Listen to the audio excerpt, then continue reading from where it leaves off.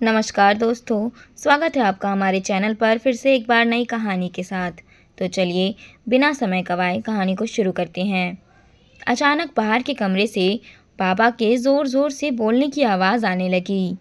मैं भागकर दरवाजे की ओट पर खड़ी हो गई और देखने लगी। ऐसे प्यार करते हैं तुम्हारे मायके वाले तुमसे? लोगों को देखो, उनके भाई दौड़े चले आते हैं अपनी बहनों से मिलने और उन्हें लेने के लिए, और एक तुम्हें देखो, कोई नहीं आता तुमसे मिलने। पर भाई तो अभी छोटा है न जी, इसीलिए ही तो कह रही हूँ। रक्षाबंधन का त्यौहार है तो जाना तो पड़ेगा ही।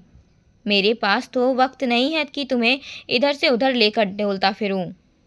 अपने भाई से कह दो कि वो लेने आ जाए या राखी बंधवा जाए। बाबा दो टूक जवाब दे गए थे माँ को, और माँ कुछ न कह सकी। चुपचाप बस बाबा को जाते हुए देखती रह गई। हर बार का यही था। माँ कभी बाबा से जिद नहीं करती थी, पर बाबा भी माँ को समझने की कोई कोशिश नहीं करते थे। कई सालों से देखती आ रही है। माँ चुपचाप रसोई में आ गई और अपना काम निपटाने लगी, पर वह उदास थी। उसके बाद उन्होंने अपनी लाई हुई राखियों को लिफाफे में बंद किया और अपने भाई के लिए राखी डाक द्वारा भिजवा दी, पर वो अभी भी उदास थी। मैंने माँ को उदास देखा है, कई सालों से देखती आ रही हूँ। हर रक्षाबंधन पे वे अपने मायके जाने के लिए पूछती है, और हर बार बाबा समय ना होने का रोना रो कर माँ को चुप करा देते हैं। अगर माँ थोड़ा भी ज़्यादा बोलती तो वो यही कहते कि अपने भाई को बुला लो, वो लेने आ जाएगा। और फिर माँ अपनी आंखों में आंसू लेकर चुपचाप घर के कामों में लग जाती, और मैं बस उनके चेहरे की तरफ देखती रहती। अरे रे, मैंने तो अपना परिचय कराया ही नहीं। मेरा नाम डिम्पल है, मेरी उम्र 9 वर्ष है। मैं अपने माँ बाबा की पहली संतान हूँ। मुझसे छोटे मेरे 2 भाई हैं। हम लोग निम्न मध्य वर्गीय परिवार के लोग हैं, जिनकी ज़रूरतों और कमाई और खर्चों में हमेशा जुगलबंदी चलती ही रहती है। हमारा छोटा सा परिवार है, बाबा, माँ, मैं और दोनों छोटे भाई। रिश्तेदारी के नाम पर बुआ जी ही हैं, जो हमारे घर से लगभग 1 घंटे की दूरी पर रहती है। बाकी सारे रिश्तेदारी गांव में हैं। माँ का मायका भी गांव में ही है, जहाँ नाना, नानी और मामा रहते हैं। और पता है आपको, माँ के भाई मतलब मेरे मामा उम्र में मेरे बराबर ही हैं।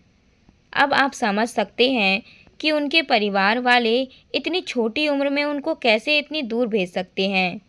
नाना जी की तबीयत भी अधिकतर खराब ही रहती है, और माँ का भी 2-3 साल में एक बार ही जाना होता है। पर रक्षाबंधन पर तो बिल्कुल नहीं, इसीलिए हर रक्षाबंधन पर वह उदास रहती है।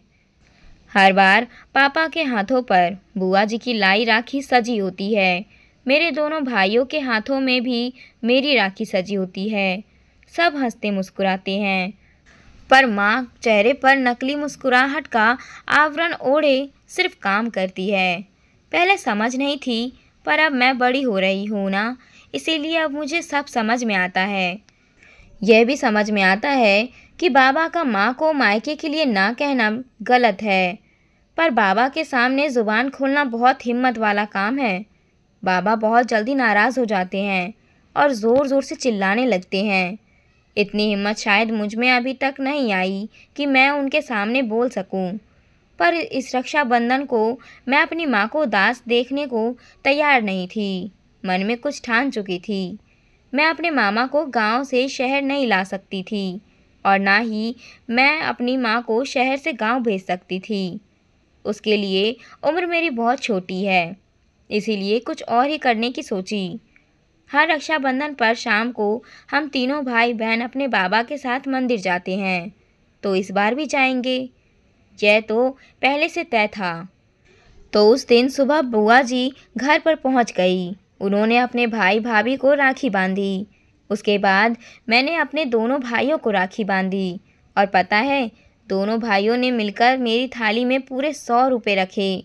हालांकि मैं जानती थी कि 100 रुपये बाबा ने दिए हैं, पर उन 100 रुपयों को देखकर तो मुझे ऐसा लगा कि जैसे मैं दुनिया की सबसे धनवान इंसान बन गई। उसके बाद बुआ ने भी मुझे 50 रुपये दिए।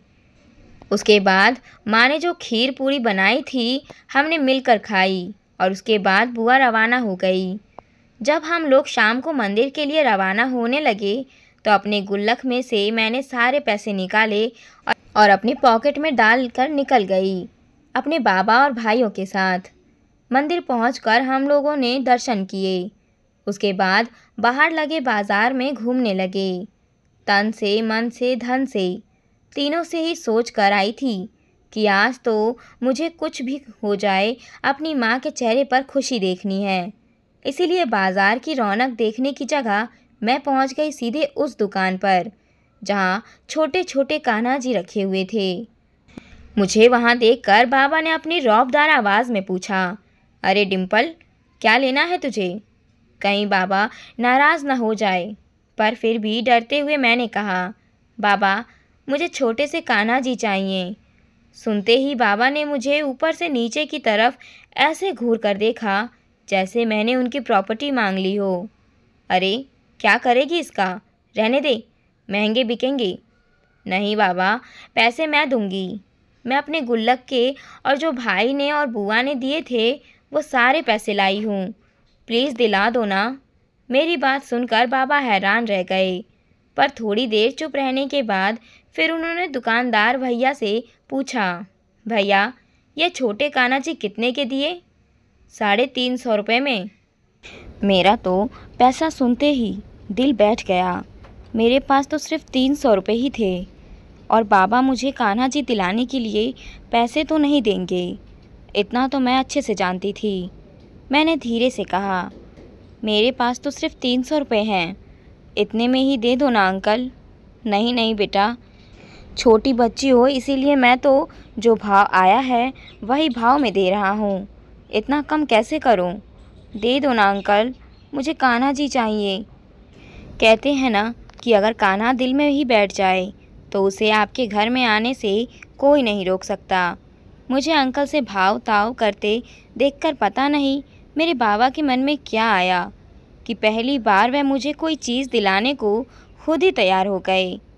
अरे बाकी के पैसे मैं मिला दूँगा, तुम इसे कान्हा जी दे दो। छोटे से कान्हा जी को लेकर मैं बहुत खुश हो गई और उन्हें लेकर सीधे घर की तरफ रवाना हो गई और यह तक नहीं देखा कि छोटे से कान्हा जी के लिए कपड़े भी ले लूं। इतनी समझ तो मुझ में थी भी नहीं। घर आई तो मुझे इतनी खुश देखकर माँ बोली, अरे क्या बात है, कोई ख़जाना मिल गया है क्या तुझे? हाँ माँ, देखो तो दीदी क्या लाई, छोटे भाई ने कहा।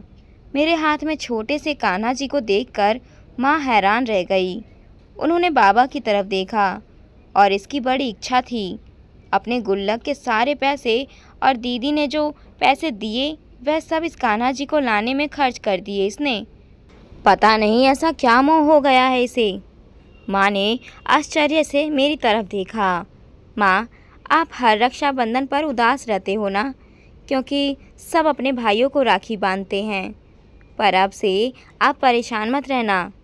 अब जब तक मामा जी बड़े ना हो जाए आप कान्हा जी के हाथ में राखी बांध देना। मेरी बातों को सुनकर माँ की आंखों में आंसू आ गए। वहीं बाबा एकटक मुझे देखते रह गए।